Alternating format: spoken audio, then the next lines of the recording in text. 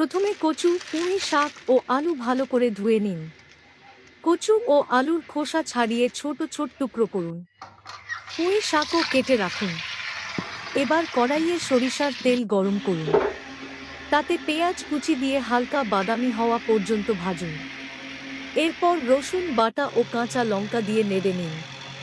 এখন হলুদ, লাল লঙ্কা ও জিরা গুঁড়ো দিয়ে সামান্য পানি ছিটিয়ে মশলা কষিয়ে নিন।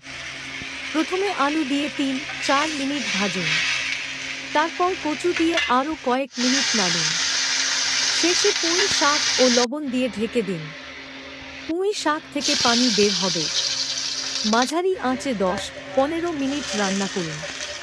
মাঝে মাঝে নেড়ে দিন যাতে নিচে লেগে না যায়। যখন আলু ও কচু নরম হয়ে যাবে এবং মাখা মাখা হয়ে আসবে, তখন চুলা বন্ধ করে দিন। দেখুন, তৈরি হয়ে গেল সুস্বাদু কচু, পুঁই শাক ও আলুর ঘরোয়া রেসিপি।